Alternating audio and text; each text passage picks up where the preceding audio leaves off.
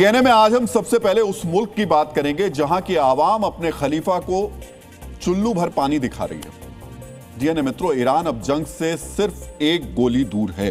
एक गोली ईरान को कभी भी जंग में धकेल सकती है। ईरान के लोग खलीफा के खिलाफ जबरदस्त आंदोलन कर रहे हैं और इस आंदोलन के समर्थन में अमेरिका के राष्ट्रपति ट्रंप ने बड़ा ऐलान कर दिया है। इस ऐलान को आप ट्रंप का तेहरान तख्ता पलट प्लान भी कह सकते हैं। ईरान में महंगाई और आर्थिक अस्थिरता को लेकर शुरू हुआ आंदोलन अब इस्लामिक सत्ता को हटाने की मांग के साथ में उग्र होता जा रहा है। यह आंदोलन राजधानी तेहरान समेत 21 से ज्यादा राज्यों में फैल चुका है।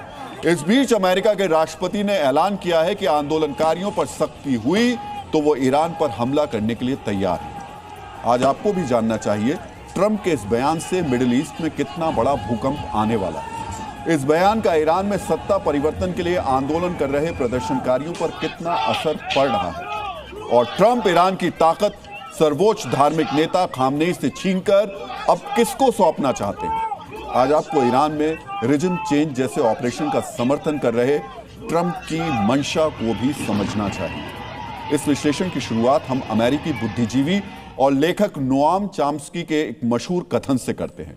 चॉम्स्की ने कहा था, रेजिम चेंज का मतलब अक्सर ऐसी सरकारें बनाना जा रहा है जो अमेरिकी कंपनियों और तेल हितों के अनुकूल हों।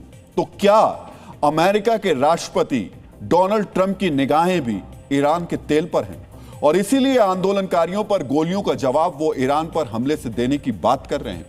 इसे समझने के लिए आपको सबसे पहले ट्रंप की उस धमकी के बारे में जानना चाहिए जिसने आज पूरी दुनिया में हलचल मचा दी।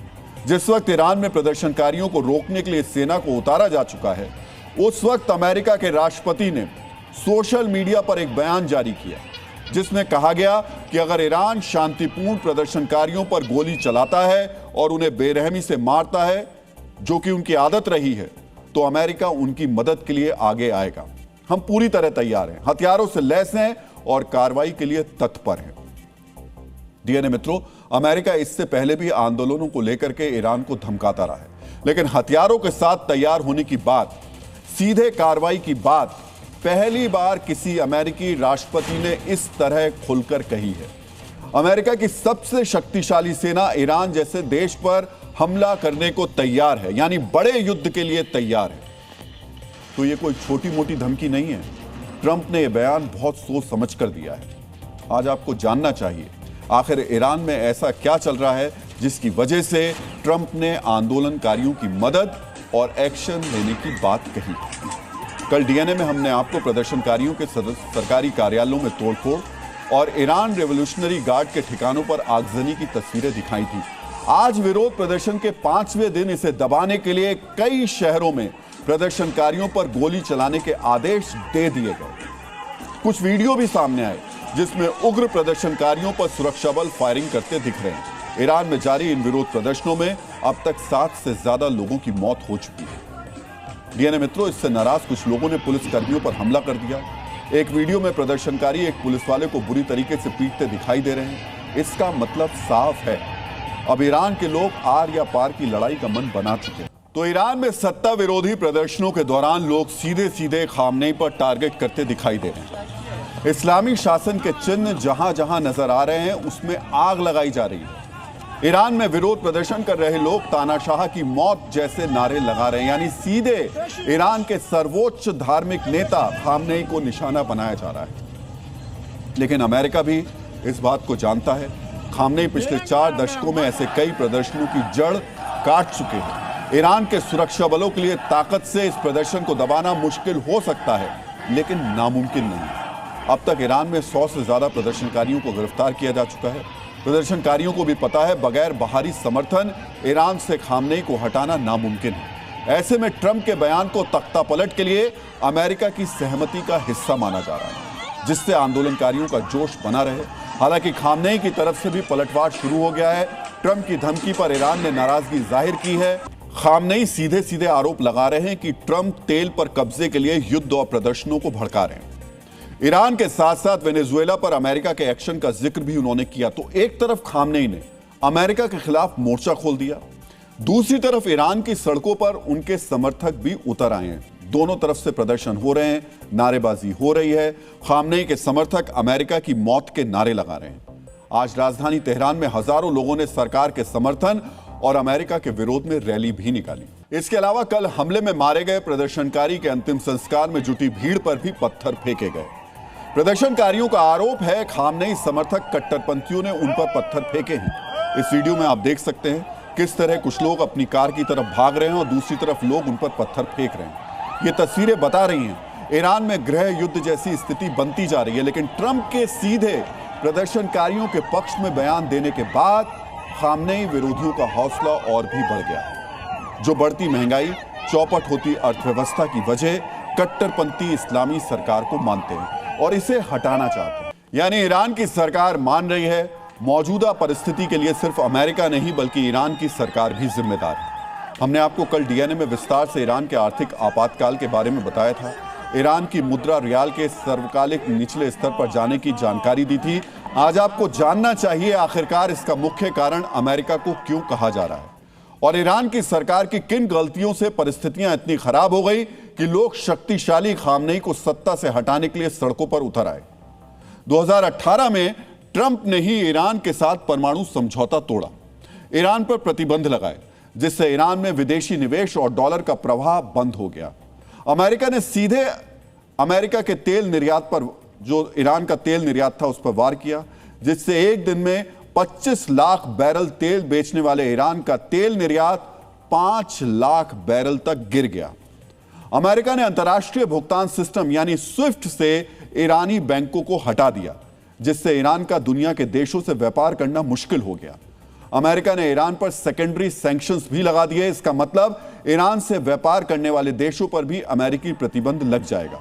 इस वजह से चीन और भारत जैसे देश भी ईरान से खुले तौर पर तेल नहीं खरीद पाए। बाइडेन के शासन में ईरान पर प्रतिबंध सख्ती से लागू नहीं हुए, लेकिन 2025 में ट्रंप की वापसी के बाद ईरान पर प्रतिबंध दोबारा सक्रिय हो गए। इससे ईरान पूरी तरीके से अलग थलग पड़ गया। इसके बाद डॉलर की कमी को पूरा करने के लिए सरकार ने अत्यधिक रियाल छापे, जिससे व्यापार कर्मचारियों की सैलरी और सब्सिडी दी जा सके। इसकी वजह से 2018 से लेकर 2026 तक रियाल में 96% तक की गिरावट आ गई। इसे आप इस तरह भी समझ सकते हैं कि 2018 में $1 की कीमत 55,000 रियाल थी, लेकिन 2026 में $1 की कीमत बढ़कर 15 लाख रियाल हो गई है।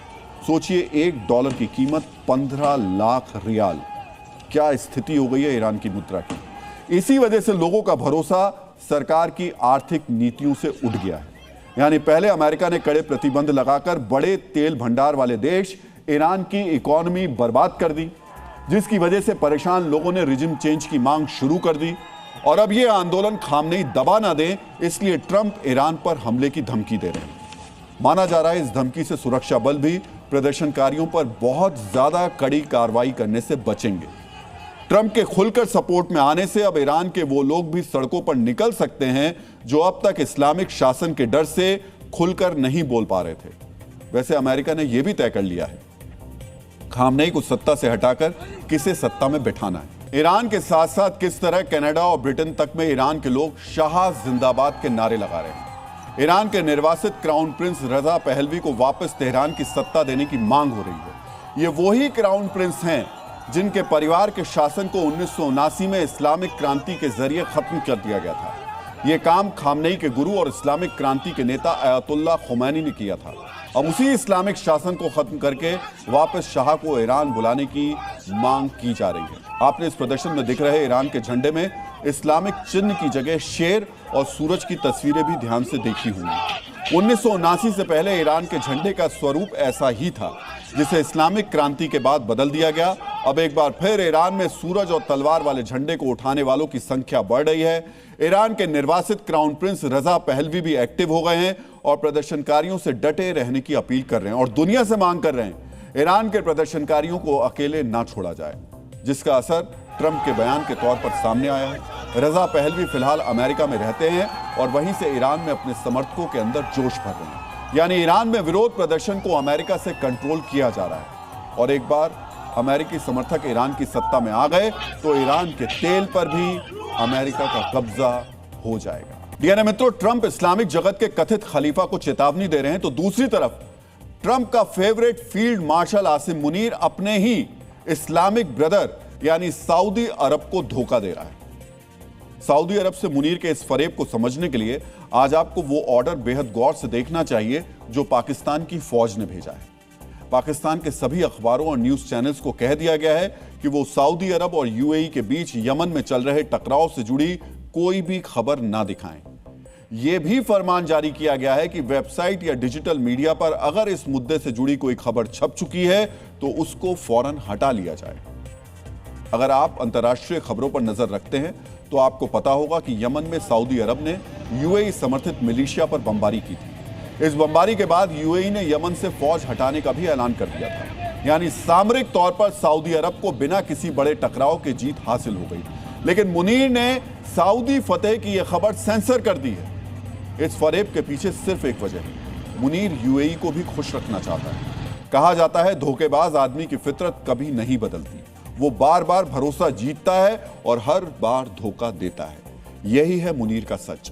यूएई के लिए मुनीर ने सऊदी अरब को धोखा क्यों दिया, यह समझने के लिए आपको मुनीर और यूएई के बीच हुई एक डील की डिटेल्स पर ध्यान देना चाहिए। पिछले ही साल पाकिस्तान और यूएई के बीच एक डील हुई।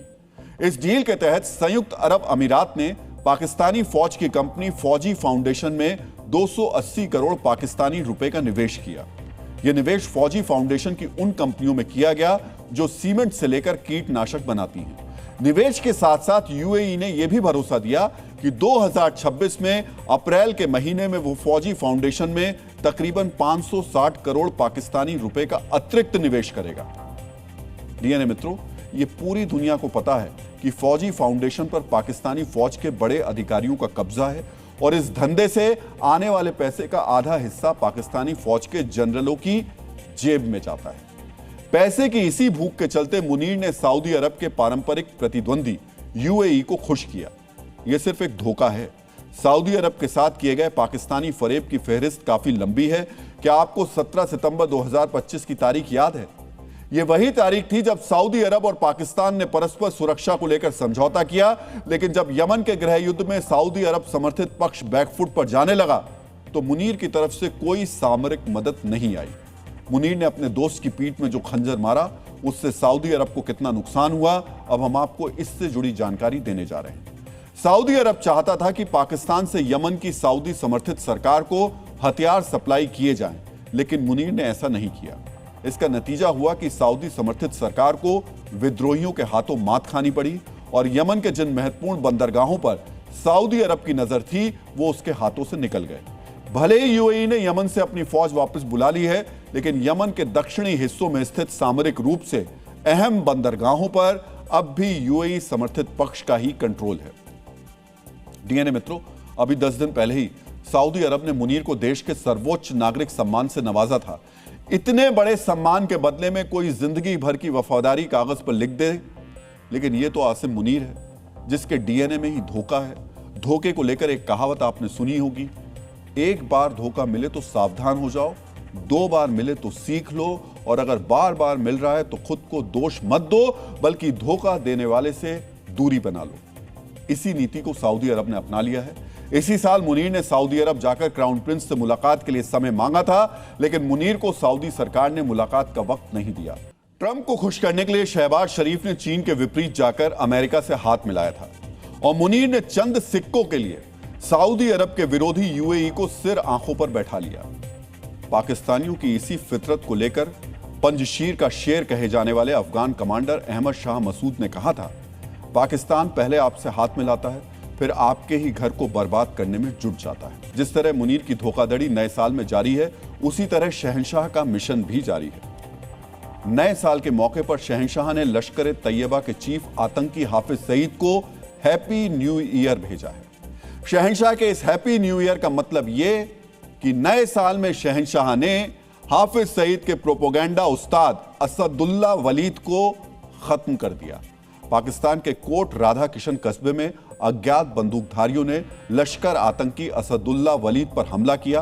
मोटरसाइकिल पर आए शूटर्स ने वलीद को नजदीक से गोलियां मार दी, जिसकी वजह से उसकी मौके पर ही मौत हो गई। वलीद लश्कर के प्रोपेगेंडा विंग से जुड़ा था, यानी वो कथित जिहादी एजेंडा से जुड़े वीडियो और ऑडियो शेयर करता था।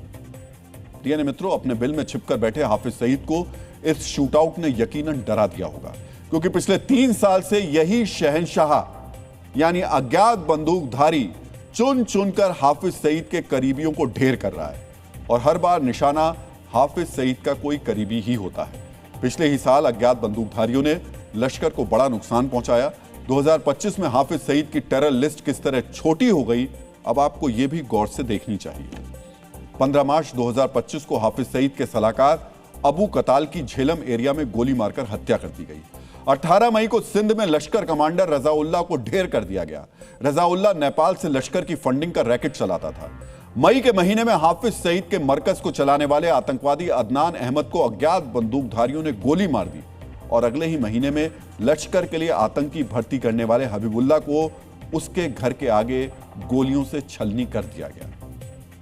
शहंशाह यानी अज्ञात बंदूकधारियों का यह पैटर्न बताता है कि वो अब सिर्फ और सिर्फ हाफिज के लश्कर को ही टारगेट कर रहा है। हैरान करने वाली बात यह है कि अधिकतर मौकों पर हमलावर पकड़े ही नहीं जाते।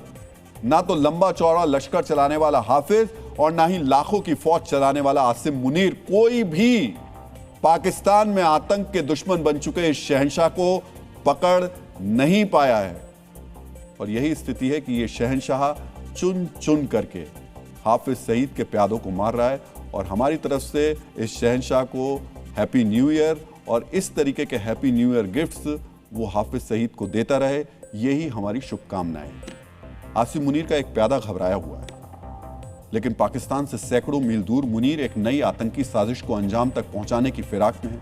मुनीर का यह टेरर गेम चल रहा है उस बांग्लादेश की धरती से जो जमात के कट्टरपंथ और यूनुस की नापाक साजिशों का जहरीला कॉकटेल बन गई है। बांग्लादेश के रास्ते पाकिस्तान कौन सा नया भारत विरोधी प्लान बना रहा है, अब हम आपको यही बताने जा रहे हैं। डीएनए मित्रों, जी न्यूज को मिली एक्सक्लूसिव जानकारी के मुताबिक अब आतंकवादी बांग्लादेश के रास्ते भारत में घुसपैठ करने की तैयारी कर रहे हैं। भारतीय एजेंसियों का कहना है कि पाकिस्तानी खुफिया एजेंसी आईएसआई ने बांग्लादेश के कट्टरपंथी संगठन जमाते इस्लामी को इस काम के लिए चुना है। जिन आतंकवादियों की घुसपैठ कराई जानी है उनके मददगार भारत के कुछ इलाकों में आ गए हैं। घुसपैठ के लिए पश्चिम बंगाल के बॉर्डर को चुना गया है। वर्ष 2009 में शेख हसीना ने इन आतंकी गुटों के खिलाफ बड़ा अभियान चलाया था।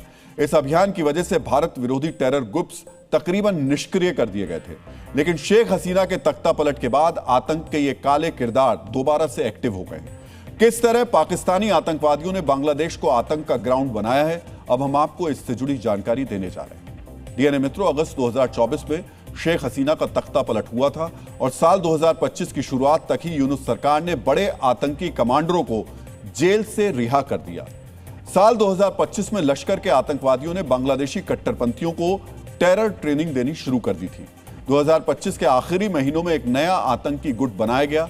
इस गुट का नाम था इमाम महमूदर काफिला, जिसका अरबी भाषा में मतलब होता है इमाम महमूद का काफिला। इसी गुट में पहले से मौजूद आतंकवादियों को भर्ती किया गया, और अब ट्रेनिंग पूरी होने के बाद वो भारत में घुसपैठ करने के लिए तैयार है। डीएनए मित्रों, भारतीय एजेंसियों से जी न्यूज को जो एक्सक्लूसिव जानकारी मिली है उसके मुताबिक पश्चिम बंगाल में मौजूद बांग्लादेशी घुसपैठियों को आतंकवादियों की घुसपैठ और उनके रहने खाने की जिम्मेदारी दी गई है। एजेंसियों की जांच में सामने आया है कि पश्चिम बंगाल के दक्षिण 24 परगना, मुर्शिदाबाद, बीरभूम और मालदा में आतंकवादियों के फाइनेंसर्स और मददगार एक्टिव हो गए हैं। ऐसे स्लीपर सेल्स की धरपकड़ के लिए भारतीय एजेंसियां भी दिन रात एक किए हुए हैं। यहां एक बड़ा सवाल खड़ा होता है कि मुनीर ने बांग्लादेश से आतंकवादियों की घुसपैठ से जुड़ी साजिश क्यों रची। मुनीर के इसी प्लान को अब हम आपके सामने डिकोड करने जा रहे हैं। डीएनए मित्रों, दरअसल मुनीर एक तीर से दो शिकार करना चाहता है। भारत में आतंकवादियों की घुसपैठ का पारंपरिक रास्ता जम्मू और कश्मीर रहा है, लेकिन वक्त के साथ सेना ने यहां घुसपैठ रोधी प्रणाली को मजबूत कर दिया, जिसकी वजह से कश्मीर से घुसपैठ अब काफी मुश्किल हो गई है। इसी वजह से मुनीर ने बांग्लादेश को चुना है, जहां सीमावर्ती इलाकों से घुसपैठ के कई रास्ते हैं। मुनीर के प्लान का दूसरा हिस्सा है भारत के एक और बॉर्डर को संवेदनशील बनाना, यानी सामरिक मोर्चे की ही तरह आतंक के मुद्दे पर भी भारत 2 फ्रंट वॉर लड़ने के लिए मजबूर हो जाए। मुनीर ने तैयारी पूरी करी थी, बस एक गड़बड़ हो गई। मुनीर ने आतंकी खाका उस वक्त खींचा जब बांग्लादेश में यूनुस की सरकार थी, लेकिन आज बांग्लादेश के राजनीतिक हालात बदलते नजर आ रहे हैं। माना जा रहा है कि खालिदा जिया की मौत के बाद सिंपैथी वोट्स के सहारे उनके बेटे तारिक रहमान अगले प्रधानमंत्री बन सकते हैं। यही मुनीर के लिए मुसीबत साबित हो सकता है। तारिक रहमान की पार्टी बीएनपी का रुख भारत विरोधी रहा है, लेकिन बीएनपी के संस्थापक बांग्लादेश की स्वतंत्रता के लिए लड़े थे। इसी वजह से पार्टी में एक बड़ा धड़ा आज भी पाकिस्तान से दूरी बनाकर चलना चाहता है। ये समीकरण साफ साफ बताते हैं कि भले ही मुनीर ने प्लान पूरा कर लिया हो, लेकिन बांग्लादेश में चुनाव होते ही इस प्लान को अमली जामा पहनाना मुनीर के लिए लोहे के चने चबाने जैसा साबित होने वाला है। डीएनए मित्रों, बांग्लादेश और पाकिस्तान के कट्टरपंथी मिलकर भारत में आतंक फैलाने की साजिश में लगे हैं। ये कट्टरपंथी अपने अपने देश में हिंदुओं को खत्म करने का मिशन भी चला रहे हैं, लेकिन भारत में भी कुछ कट्टरपंथी हैं जो देश में रहकर हिंदुओं के खिलाफ और देश को तोड़ने के मिशन में लगे हैं। ये कट्टरपंथी जिस देश में रहते हैं वहीं गृह युद्ध की गीदड़ भभकी देते हैं। आज इन कट्टरपंथियों की वैचारिक मरम्मत की जरूरत है। मित्रों, ब्रिटेन के पूर्व प्रधानमंत्री विंस्टन चर्चिल ने कहा था, कट्टरपंथी वो हैं जो अपना विचार नहीं बदल सकता और विषय भी नहीं बदलता। ये कट्टरपंथी बार बार सामने आते हैं और बार बार उसी विषय को दोहराते हैं। सेलेक्टिव सोच के शिकार मौलाना साजिद रशीदी ने इस बार अपनी कट्टरता की सारी हदें तोड़ दी। उन्होंने देश में दंगे और गृह युद्ध की धमकी दी। बांग्लादेश जाए भाड़ में, हम बांग्लादेश से कुछ नहीं लेना, मुसलमान अभी खामोश है। अगर मुसलमान भी खड़ा हो जाए तो क्या पोजीशन होगी आप सोच सकते हो। मैं मुसलमानों से एक आह्वान जरूर करना चाहता हूँ, जहाँ भी ये आतंकवादी लोग मिले जो आपसे कहें वंदे मातरम बोलो, इनको जूते से मारो, डंडे से मारो, हथियार लेके मारो, क्योंकि ये सेल्फ डिफेंस का कानून हमारे संविधान में है। आपके ऊपर अगर कोई हमला करे उसको जान से भी मार दो, आप मर्डरिस्ट नहीं कहलाओगे। शाहरुख खान वो आदमी है जो इतना चैरिटी करता है, इसके खाम में भी नहीं आ सकती वो चीज़ें। इससे पूछो जाके, ये 15 लाख तो जो है कथा कहने के लेता है, मर्सिडीज़ गाड़ियों में घूमता है। मैं सरकार से आग्रह करता हूँ, इनकी ज़बान पर लगाम लगाओ, नहीं तो गृह युद्ध शुरू होने में कोई ज़्यादा देर नहीं है। डीएनए मित्रों, सुना आपने ये कट्टरपंथी मौलाना क्या कह रहा है। ये मौलाना लोगों को लड़ाई के लिए भड़का रहा है। ये मौलाना लोगों को गृह युद्ध के लिए भड़का रहा है। मौलाना साजिद रशीदी के मुताबिक वंदे मातरम बोलने के लिए कोई कहे तो हिंसा शुरू कर देनी चाहिए। शाहरुख खान की टीम में बांग्लादेशी खिलाड़ी का कोई विरोध करे तो गृह युद्ध शुरू कर देना चाहिए। डीएनए मित्रों, क्या राष्ट्रीय गीत गाने के लिए किसी को कहना अपराध हो सकता है? क्या इस तरह बयान राष्ट्रीय गीत का अपमान नहीं है? क्या हथियार उठाने की अपील करना अपराध नहीं है? क्या गृह युद्ध की धमकी देना अपराध नहीं है? डीएनए मित्रों, मौलाना साजिद रशीदी की सोच इतनी सेलेक्टिव है कि बांग्लादेश में हिंदुओं के नरसंहार पर तो चुप्पी साध लेते हैं, लेकिन फिलिस्तीन के मुद्दे पर भड़क जाते हैं। वंदे मातरम के नाम पर खुलेआम हिंसा की धमकी देते हैं, लेकिन मुंबई के सैलून में देश विरोधी गाना बजाने पर वो खामोश हो जाते हैं। शाहरुख खान के खिलाफ कोई बोलता है तो इनकी भावना आहत हो जाती है, लेकिन जब देश में खुले मंच से जिहाद की अपील की जाती है तो इनकी जुबान पर जो अलीगढ़ का ताला है वो लग जाता है। इन्हें ये सब इसलिए नहीं दिखता क्योंकि इनकी सोच पूरी तरीके से कट्टरपंथी है। इनके मन मस्तिष्क में नफरत की मात्रा बहुत अधिक है। डीएनए मित्रों, मौलाना साजिद रशीदी की गृह युद्ध की इस धमकी को बहुत गंभीरता से लेने की जरूरत है। इनके जैसे लोग अपने ऐसे बयानों से लोगों को सड़कों पर लाने की साजिश रच रहे हैं। आपने देखा होगा बरेली में इसी तरह मौलाना तौकीर रजा ने आई लव मोहम्मद के नाम पर लोगों को उकसाया था। तौकीर रजा की भड़काऊ तकरीरों के कारण हजारों लोगों की भीड़ सड़कों पर हिंसा के लिए उतर गई थी। पुलिस वालों पर हमला किया गया। अब मौलाना साजिद रशीदी भी अपने बयानों से उसी तरीके का माहौल बनाने की कोशिश कर रहे हैं, या कह सकते हैं साजिश कर रहे हैं। कट्टरपंथ को समय रहते कुचला नहीं गया तो परिणाम बहुत गंभीर और कभी कभी अनियंत्रित हो जाते हैं। डीएनए मित्रों, साजिद रशीदी खुद को कट्टरपंथ का सबसे बड़ा मौलाना साबित करने में लगे हैं। वहीं सियासत में भी कुछ नेता हैं जिन्हें ऐसे मौलाना पसंद हैं, जिन्हें वोट बैंक के लिए मजहबी कट्टरपंथ भी कबूल है, लेकिन ये गृह युद्ध की धमकी नहीं देते, ये तुष्टीकरण का विज्ञापन देते हैं। वक्फ के मुद्दे पर पश्चिम बंगाल की मुख्यमंत्री ममता बनर्जी को अपने वोट में सेंध का इतना डर है कि वो अब अखबारों में विज्ञापन देकर आश्वासन दे रही हैं। डीएनए मित्रों, विधानसभा चुनाव से पहले ममता सरकार ने वक्फ संपत्ति को लेकर राज्य के अखबारों में विज्ञापन दिया। इस विज्ञापन के पीछे उनका मकसद क्या है, यह जानने से पहले आपको विज्ञापन के जरिए दी गई सफाई के बारे में जानना चाहिए। ममता सरकार ने कहा कि पश्चिम बंगाल में वक्फ की संपत्तियां सुरक्षित रहेंगी। पश्चिम बंगाल सरकार नए वक्फ संशोधन कानून का विरोध करती रहेगी। विज्ञापन में यह भी कहा गया कि राज्य वक्फ बोर्ड ने वक्फ संशोधन अधिनियम की वैधता को चुनौती देने वाली याचिका सुप्रीम कोर्ट में दाखिल की है। नए वक्फ कानून को वापस लेने के लिए विधानसभा में 3 दिसंबर 2024 को प्रस्ताव भी पारित किया गया था। विज्ञापन के अनुसार कुछ निहित स्वार्थों द्वारा राज्य सरकार पर लगाए गए आरोप पूरी तरीके से निराधार और बेबुनियाद है। डीएनए मित्रों, विज्ञापन की यह आखिरी पंक्ति सबसे महत्वपूर्ण है। बंगाल वो राज्य है जहां वक्फ कानून के खिलाफ सबसे ज्यादा प्रदर्शन हुए थे। मुर्शिदाबाद में वक्फ कानून के विरोध में दंगा भी हुआ था।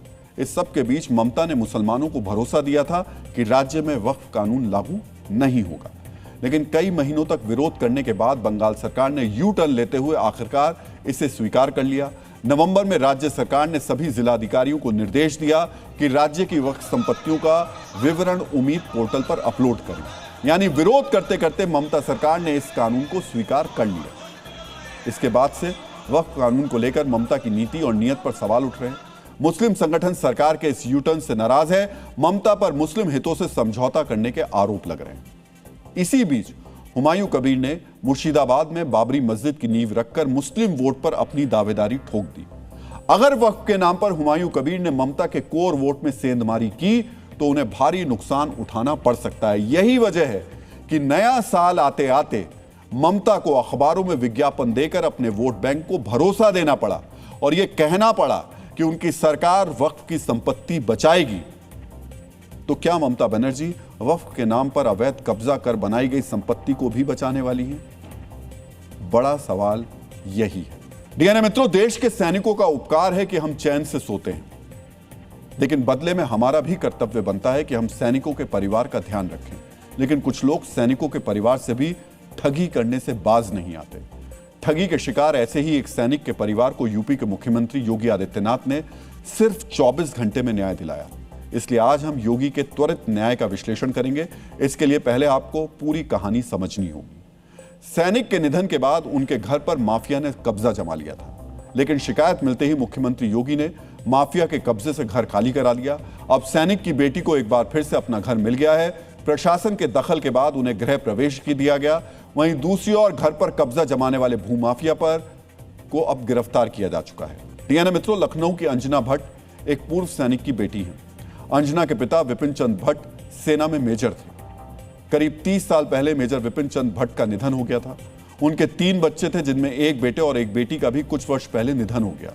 परिवार में अंजना अकेले बची।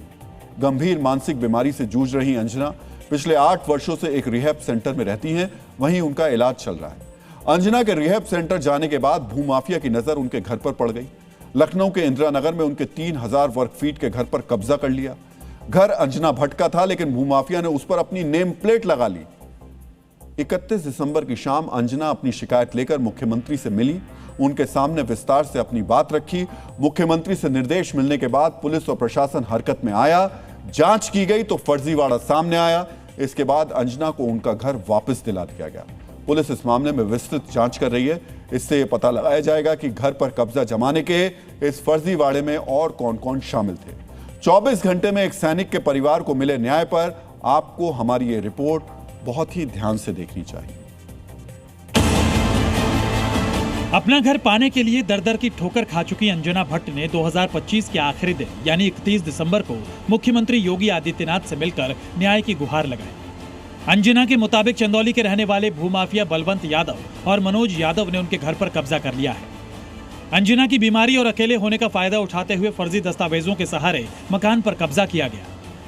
मुख्यमंत्री योगी ने अंजना की शिकायत पर तुरंत इस मामले का संज्ञान लिया। उन्होंने 24 घंटे के भीतर न्याय का भरोसा दिया और लखनऊ पुलिस और प्रशासन को कार्रवाई के निर्देश दिए। सीएम के निर्देश पर लखनऊ के गाजीपुर थाने में दोनों आरोपियों के खिलाफ केस दर्ज किया गया। उन्हें गिरफ्तार किया गया। इसके बाद अगले ही दिन अंजना को अपने घर पर फिर से कब्जा दिलाया गया। विपिन चंद्र भट्ट के द्वारा थाना गाजीपुर पर एक प्रार्थना पत्र प्रस्तुत किया गया कि उनके मकान संख्या A418 पर बलवंत यादव नाम के आदमी ने अवैध रूप से कब्जा कर लिया है। इस संबंध में उनके प्रार्थना पत्र पर जांच कर मुकदमा थाना गाजीपुर पर सुसंगत धाराओं में पंजीकृत किया गया। घर पर लगी भूमाफिया की नेम प्लेट को भी ध्वस्त किया गया। नेम प्लेट हटाते समय अंजना की खुशी देखते ही बनती थी। जिस घर को पाने के लिए अंजना लंबे समय से जूझ रही थी, वो मुख्यमंत्री से न्याय की गुहार लगाते ही उन्हें मिल गया। लखनऊ की इंदिरा नगर का A418 नंबर मकान फिर से खुला। कई वर्षों बाद अंजना अपने उसी घर में खड़ी थी, जिसके बारे में उन्हें डर था कि वो उसे हमेशा के लिए खो चुकी है। पुलिस और सेना के अधिकारी की मौजूदगी में अंजना अपने घर के भीतर पहुंची। इस दौरान उनकी आंखों से आंसू छलक पड़े। वो अपने घर के हर कमरे में गई, फिर बाहर आकर नारियल फोड़ा और दीप प्रज्वलित किया। इस दौरान उनके मुंह से मुख्यमंत्री के लिए आभार निकला। हम लोग के चीफ मिनिस्टर योगी अंकल बहुत अच्छे हैं, बहुत महान हैं। उन्होंने मेरी दुख में सहायता की है। भगवान उनका भला करे। God bless him, he is a very good person. I give special thanks to our chief minister Adityanath Yogi uncle. Thank you uncle. अवैध कब्जे पर एक्शन नहीं लेने के मामले में पुलिस पर भी कार्रवाई की गई। सर्वोदय नगर के चौकी इंचार्ज को भी सस्पेंड कर दिया गया है। डीएनए मित्रों, सीएम योगी का त्वरित न्याय वाला ये मॉडल आम लोगों के प्रति उनकी सरकार की प्रतिबद्धता का प्रमाण है। शासन का यही मॉडल योगी आदित्यनाथ की अखिल भारतीय लोकप्रियता की वजह भी है। त्वरित न्याय के साथ ही योगी आदित्यनाथ का बुलडोजर मॉडल भी देश भर में चर्चित रहा है। सीएम योगी ने गुंडागर्दी, हिंसा, दहशत के खिलाफ बुलडोजर को कानून के शासन का प्रतीक चिन्ह बना दिया। पूरे देश में जहां भी कानून को मुंह चिढ़ाने, आंख दिखाने की कोशिशें होती हैं, वहीं उत्तर प्रदेश के बुलडोजर मॉडल की मांग होती है। अब हम बुलडोजर एक्शन के राजस्थान चैप्टर का विश्लेषण करेंगे। डीएनए मित्रों, आज जयपुर के करीब चौमू की पठान कॉलोनी में बुलडोजर चला। 24 पत्थरबाजों के अवैध अतिक्रमण को बुलडोजर से ध्वस्त कर दिया गया। इन सभी को 31 दिसंबर तक अवैध अतिक्रमण हटाने के लिए नोटिस दिया गया था। समय सीमा खत्म होने के बाद आज भारी सुरक्षा के बीच चार बुलडोजर पठान कॉलोनी पहुंचे और अवैध निर्माण को मिट्टी में मिला दिया। ये राजस्थान पुलिस के जवान है, बाकायदा हेलमेट पहना हुआ है, ये जैकेट पहनी हुई है, क्योंकि ये वही पठान कॉलोनी है जहां से पत्थरबाजी हुई थी। और उस पत्थरबाजी का आप जवाब देखिए। 5 बुलडोजर पहुंचे हैं और करीब 200 पुलिसकर्मी यहाँ मौके पर मौजूद है लगातार और पूरे बल के साथ में मौजूद है। कार्यालय नगर परिषद चौमू की तरफ से ये अवैध जो अतिक्रमण थे उनको लेके ये इस तरीके के नोटिस चस्पा कर दिए गए थे। 24 पत्थरबाजों को नोटिस दिया गया था, लेकिन किसी भी तरीके का जो जवाब है वो नहीं दिया गया। और जब जवाब नहीं दिया गया तो आज यहाँ पे पठान कॉलोनी के अंदर जो बुलडोजर एक्शन है वो होता हुआ यहाँ। आज बुलडोजर एक्शन पर सवाल वही लोग उठा रहे हैं जो पुलिस पर पत्थर बरसाने वालों के हमदर्द हैं। जानते हैं, जिस एक नाबालिग आरोपी के घर पर बुलडोजर चला है वो मोस्ट वांटेड है, हत्या का आरोपी है। जिस आदिल के घर पर बुलडोजर चला है वो पुलिस पर पत्थर बरसाने वालों में सबसे आगे था। मुख्तार अली, आकिब, मोहसिन खान, उमर बेग, जहीन समेत जिन 24 पत्थरबाजों के खिलाफ बुलडोजर एक्शन हुआ, उन्होंने पुलिस का खून बहाया। प्रशासन के बुलडोजर ने 20 अवैध अतिक्रमण को ध्वस्त किया। इसमें 3 कॉमर्शियल बिल्डिंग्स और 20 अवैध बूचड़ खाने शामिल थे। ये बूचड़ खाने अवैध तरीके से 15 साल से चलाए जा रहे थे। डीएनए मित्रों, जिनके अवैध अतिक्रमण को ध्वस्त किया गया, उन्होंने 25 दिसंबर की रात पुलिस की टीम पर पथराव किया था। तब प्रशासन की टीम चौमू बस स्टैंड के पास मस्जिद के बाहर अवैध अतिक्रमण को हटाने पहुंची थी। कट्टरपंथियों ने अफवाह फैला दी कि मस्जिद पर एक्शन होगा। अफवाह के शिकार उन्मादियों ने पुलिस पर पत्थर बरसा दिए। पथराव में 6 पुलिस वाले घायल हुए। पुलिस पर पत्थर बरसाने वाले, कानून को लहूलुहान करने वाले अतिवादियों के खिलाफ उसी दिन सख्त एक्शन तय हो गया था। तय हो गया था कि कानून के रक्षकों का खून बहाने वालों को इस बार ऐसा दंड मिलेगा जो दिखेगा भी और मिसाल भी बनेगा। और आज ऐसा ही हुआ। डीएनए मित्रों, आज बुलडोजर एक्शन के दौरान पुलिस की मुस्तैदी के कारण कट्टरपंथी कोई उपद्रव तो नहीं कर पाए, लेकिन बुलडोजर एक्शन के दौरान चौमू की पठान कॉलोनी से जो कुछ बरामद हुआ उससे पुलिस चौंक गई। कुएं के पास जब अवैध अतिक्रमण हटाया गया तो वहां से एयर गन और तेज धारदार वाले हथियार मिले। हथियारों की बरामदगी के बाद यह सवाल उठ रहे हैं, क्या चौमू में बड़ी हिंसा की साजिश रची गई थी? क्या 25 दिसंबर की रात चौमू को दंगों की आग में झुलसाने की साजिश थी? नहीं, जो ये अतिक्रमण हटाने की कार्रवाई की जा रही थी तो पी वाले कुएं के पास में जो पत्थर थे, जब ये मलबा हटाया जा रहा था तो उसमें एक पिस्टल नुमा हथियार सा मिला था वहाँ पे। जब उसका प्राथमिक परीक्षण किया गया तो ये एयर गन के रूप में थी और वो लगभग चालू हालत में नहीं थी, वो पुरानी थी। किसकी है, क्या है, उसके बारे में हम जानकारी करेंगे। डीएनए मित्रों, मेरे हाथ में ये पानी का गिलास है और जो शुरुआत हमने इस जब डीएनए किया था उस वक्त ये गिलास मेरे हाथ में था और इस गिलास से ये चुल्लू भर पानी मैंने अपने हाथों में लिया था। कहते हैं जिन्हें शर्म होती है वो चुल्लू भर पानी में भी डूबकर मर जाते हैं। आज हम ये चुल्लू भर पानी लेकर आए हैं। इसी पानी में मध्य प्रदेश के सिस्टम को डूबकर प्रायश्चित करना चाहिए। हम ऐसा क्यों कह रहे हैं, पहले इससे समझाते हैं। इंदौर के भागीरथपुरा में दूषित पानी से बीमार कुछ लोगों की मौत का आंकड़ा बढ़ता जा रहा है। मित्रों, माफ कीजिएगा, सिस्टम की नजरों में आम लोग आंकड़ा ही है। अस्पताल से आई रिपोर्ट्स और भागीरथपुरा के पीड़ितों के मुताबिक अब तक दूषित पानी और लापरवाह सिस्टम ने 15 लोगों की जान ले ली, लेकिन मध्य प्रदेश सरकार ने आज हाईकोर्ट में बताया कि दूषित पानी से सिर्फ 4 लोगों की जान गई। समझिए, जिनके अपने जहरीला पानी पीकर अनंत यात्रा पर चले गए वो बता रहे हैं कि 15 लोगों की जान गई, लेकिन सिस्टम का दावा है कि सिर्फ 4 लोग मरे। मित्रों, महाकवि नागार्जुन की एक कविता है प्रेत का बयान।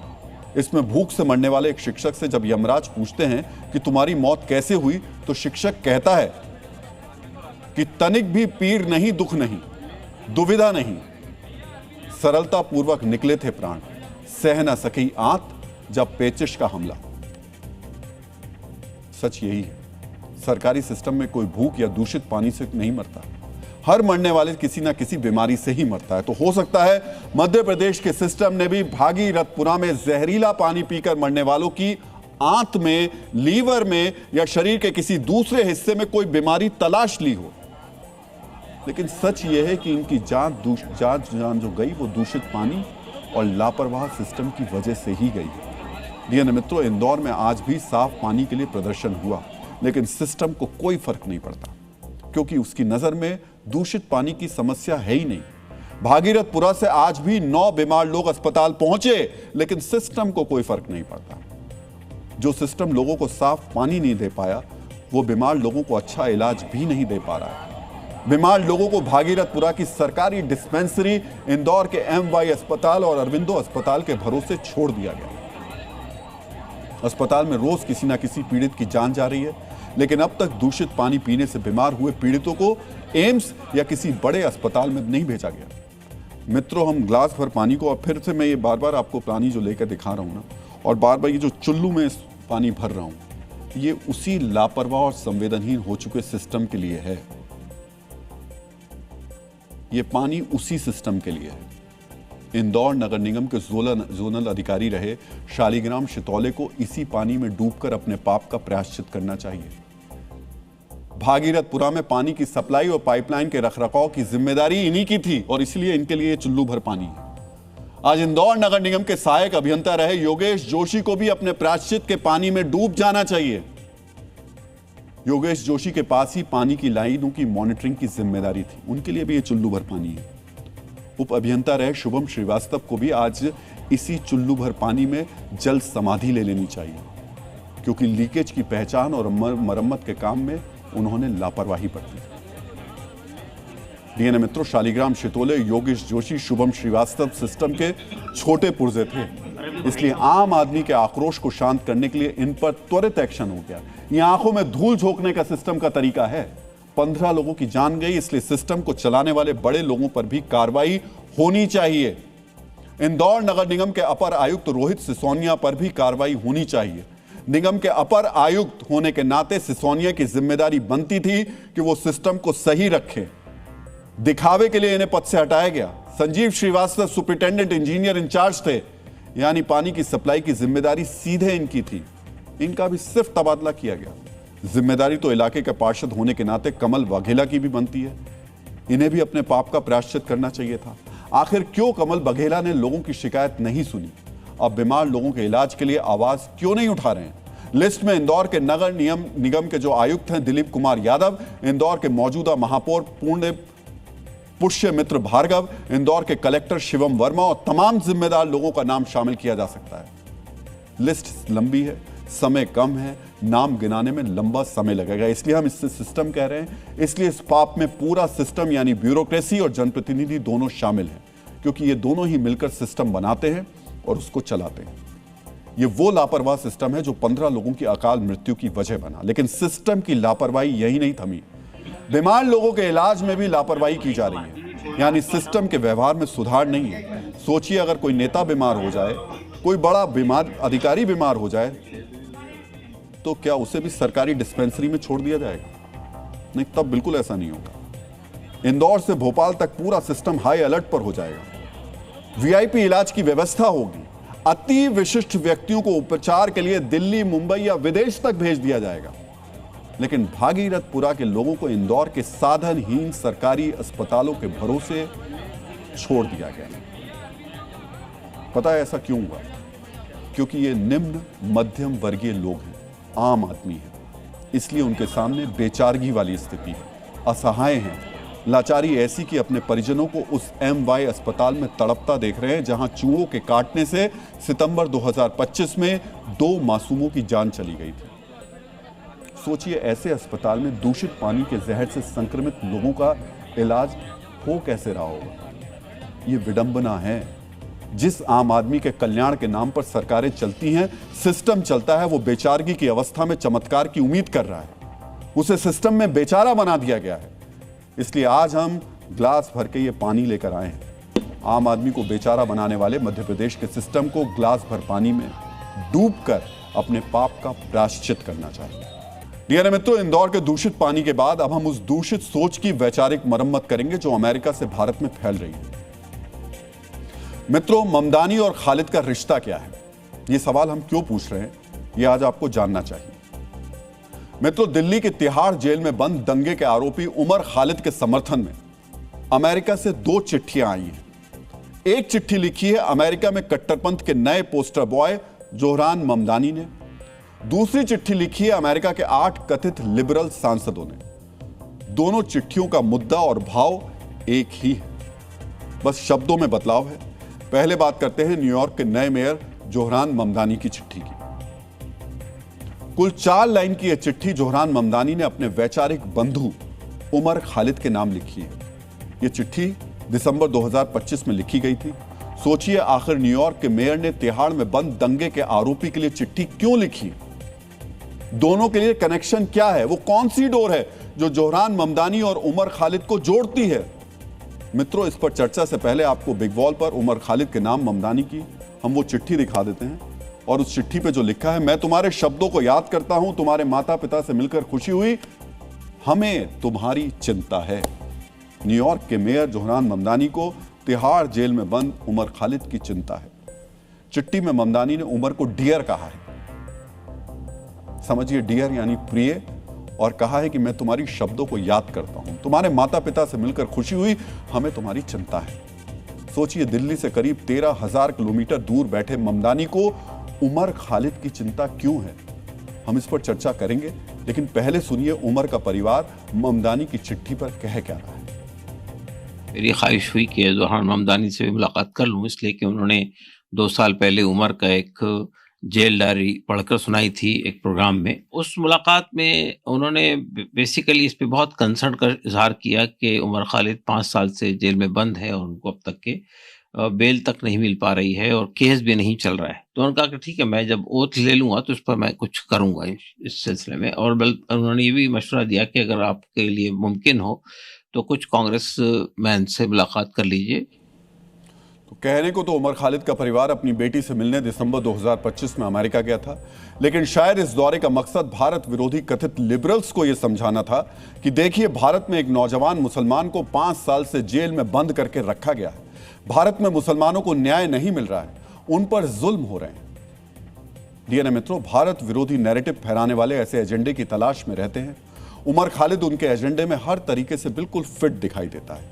इसलिए अमेरिका के 8 सांसदों को अचानक यह ख्याल आ गया कि उमर खालिद के साथ अन्याय हो रहा है। उन्होंने तत्काल उमर के समर्थन में एक चिट्ठी लिख दी। चिट्ठी में 5 साल से उमर खालिद को जेल में बंद रखने पर चिंता जताई गई और उसे जमानत देने की मांग की गई। अमेरिकी सांसदों ने अपनी चिट्ठी में कहा कि अंतर्राष्ट्रीय कानून के मानकों के हिसाब से उमर खालिद के केस की सुनवाई हो, साथ ही समयबद्ध सुनवाई सुनिश्चित करने और निष्पक्ष जांच की मांग भी की गई। डीएनए मित्रों, सोचिए, जो उमर खालिद दिल्ली दंगों का आरोपी है, जिस पर सीए विरोधी प्रदर्शनों की आड़ में हिंसा भड़काने, दंगों की साजिश रचने का आरोप है, सबूत के आधार पर कोर्ट जिसे दंगों की साजिश का आरोपी बता चुकी है, जिसे कोर्ट ने आपराधिक साजिश में शामिल माना है, उसके लिए ममदानी और अमेरिका के 8 सांसद प्रेम भरी पाती लिख रहे हैं, चिट्ठी लिख रहे हैं। डीएनए में अब आज का संदेश देख लेते हैं। जो व्यक्ति अपने जीवन में संघर्ष से परिचित नहीं होता, इतिहास गवाह है, वो कभी चर्चित नहीं होता। डीएनए में अब आपको जय हिंद कहने का समय आ गया है। जय हिंद। डीएनए में कल आपसे फिर मुलाकात होगी। तब तक के लिए अपना ख्याल रखिए, सुरक्षित रहिए, मुस्कुराते रहिए। धन्यवाद।